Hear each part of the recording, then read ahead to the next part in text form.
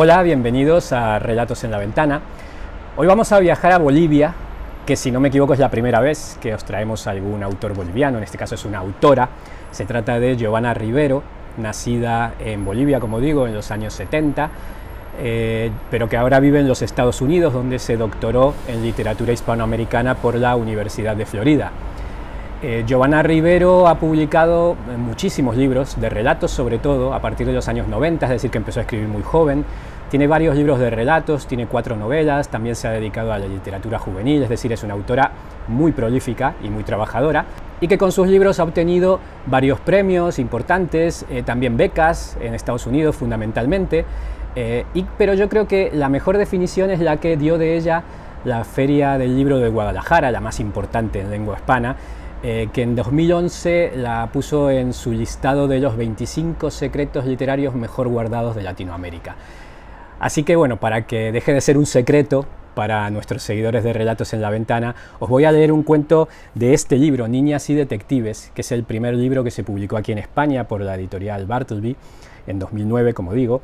Y también quiero, antes de leerlos, recomendar que si os gusta este cuento que os voy a leer, este otro libro que se acaba de publicar hace apenas unos meses por la editorial Candaya, que es Tierra fresca de su tumba. Lo que pasa es que los cuentos de este libro son bastante más largos y entonces no son adecuados para este canal. Entonces, como muestra, prefiero leeros un cuento de Niñas y Detectives y que se titula Perras y Soldaditos. Acababa de cumplir 9 años cuando ocurrió lo que voy a contarles. Mi abuela había comprado a Yerka para que inspirara respeto a los soldaditos del control político de García Meza. Yerka era grande y peluda, y cuando sonreía, porque les juro que antes de que ocurriera lo que ocurrió la perra sonreía, mostraba unos colmillos tan blancos que me provocaba envidia, porque aunque yo les daba duro con el colinos, nunca pude conseguir ese brillo. Después de que Yerka hiciera lo que hizo, mi abuela empezó a envejecer. A veces uno se identifica con los animales más que con las personas, y es posible que mi abuela se hubiera sentido culpable. No sé de qué modo ella podría haberse sentido culpable por lo que ocurrió, pero es una impresión que me salta cada vez que pienso en el asunto. Después de eso nunca más hubo animales en la casa de mi abuela, nunca hubo, por decirlo de algún modo, ninguna criatura cuya forma de proceder se volviera incomprensible para la inteligencia humana.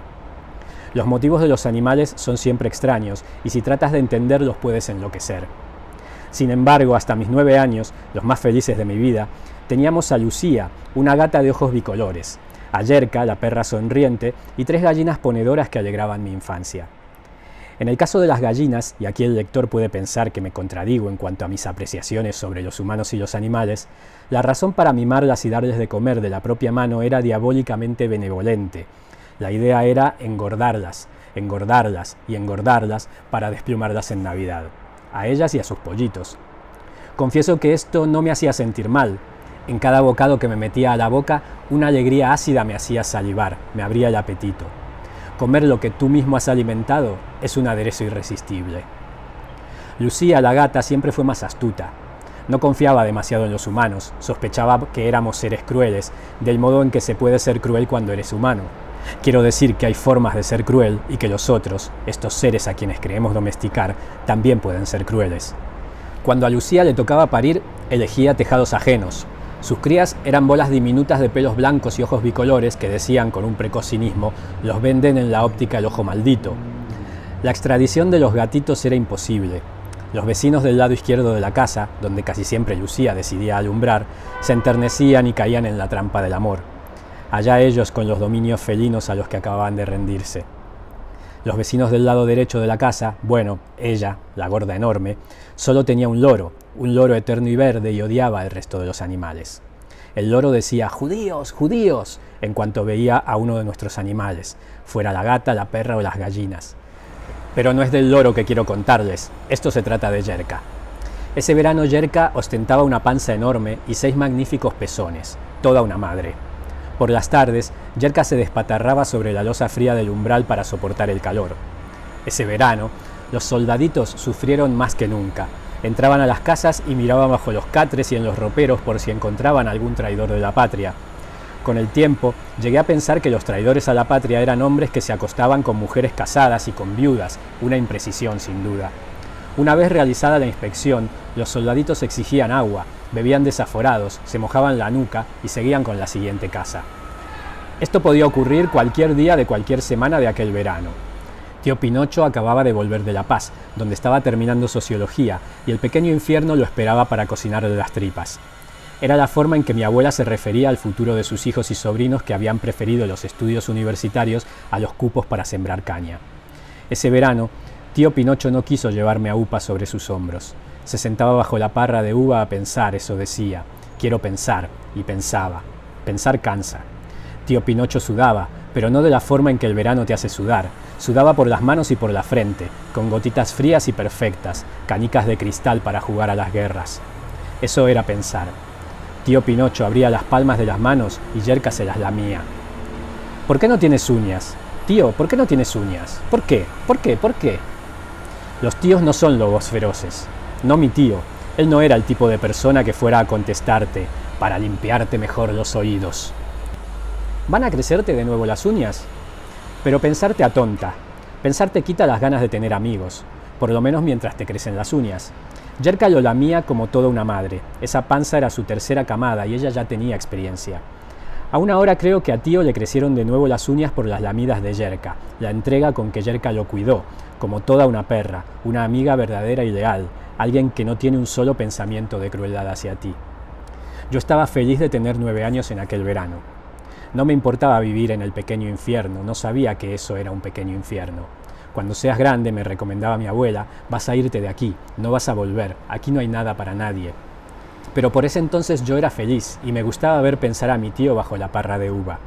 Además, Lucía nos había traído un gatito asustado.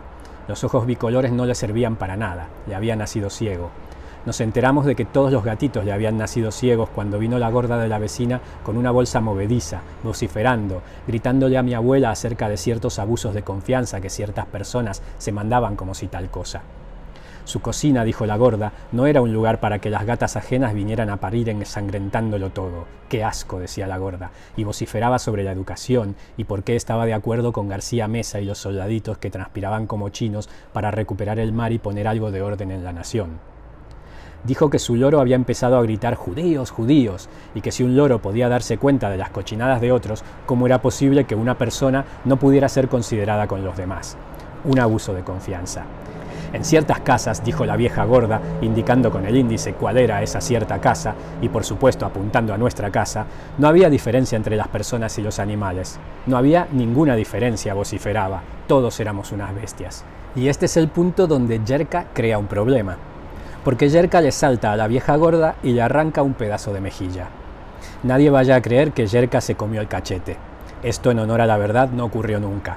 Que luego la vieja gorda dijera que Yerka era una perra muerta de hambre porque mi abuela era un puñete de avara es una exageración. Yerka le arrancó la mejilla y se la llevó a su escondite como si llevara un hueso.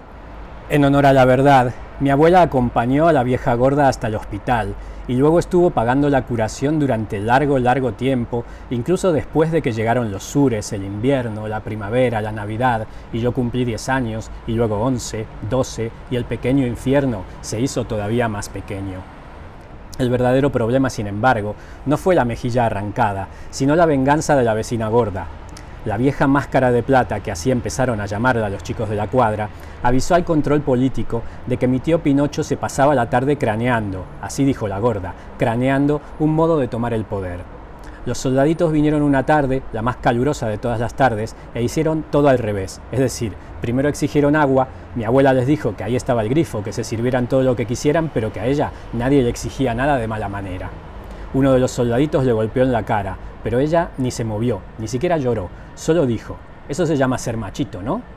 Lo estoy viendo, clarito, como si tuviera 9 años otra vez, como si fuera aquel verano.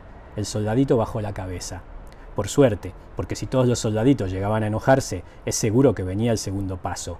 Mirar debajo de las camas, abrir los roperos, y ahí, en el ropero que olía a naftalina y polvo maja, estaba escondido mi tío Pinocho, sudando harto, de calor y de miedo. Los soldaditos se fueron sin tomar agua, y recién cuando ellos terminaron de irse, mi abuela se largó a llorar. Tío Pinocho salió del ropero, le habían vuelto a sangrar los dedos, y Yerka no estaba cerca para lamerlo como toda una perra, se había escondido, porque la hora de tener a los cachorros había llegado. Todo junto esa tarde de verano. Los soldaditos, mi tío sin uñas, los soldaditos, Yerka, los soldaditos, mi abuela que no pone la otra mejilla. Y de fondo, del lado derecho de la casa, el loro eterno que gritaba eternamente: ¡Judíos! ¡Judíos! ¡Qué inteligencia! ¡Qué vivaz! Mi deseo de escribir esta historia tiene, sin embargo, otro corazón. No sé si es de mi abuela que quiero hablar, de mi tío, que al principio era como un perro bravo y luego fue aprendiendo a ladrar despacito, de mí, que pese a todo, pese al verano hirviente, a los ladrillos desiguales del patio, a los gusanos gelatinosos de la parra de uva, a la vieja máscara de plata, al aburrimiento de cada tarde, al miedo suavito, a todo, era feliz.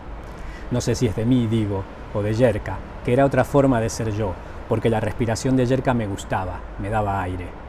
El corazón de esta historia siempre estuvo en la panza de Yerka, y ella fue la única que lo supo de esa manera salvaje. Yerka se comió a sus cachorros. Eran 5, 3 hembras y 2 machos. Todos tenían ese color que las mujeres piden a sus peluqueras, chocolate veniano hervido a fuego lento. Los vimos una sola vez. Al día siguiente del nacimiento, un olor a carnicería te hacía picar la nariz. Por un instante mi abuela temió que a la vieja gorda se le hubiera gangrenado la cara. Pero la máscara de plata estaba en su mejor momento, gozando su venganza. Los motivos por los que Yerka se comió a sus propias crías solo ella podría explicarlos, pero no es cosa de andar pidiendo explicaciones a un animal. Así que los restos, pelos color chocolate, pedacitos de corazón que más parecían de pájaros que de perros, fueron echados a la basura. Desde ese momento Yerka nunca más quiso entrar a la casa, aun cuando las tropas de soldaditos pasaran trotando y jugaran a amenazarla con sus escopetas de mentira. Ahora ya sé que no tenían balas, que las habían heredado de la guerra del Chaco, y estaban todas oxidadas por dentro y todo era una pose de machitos, como decía mi abuela.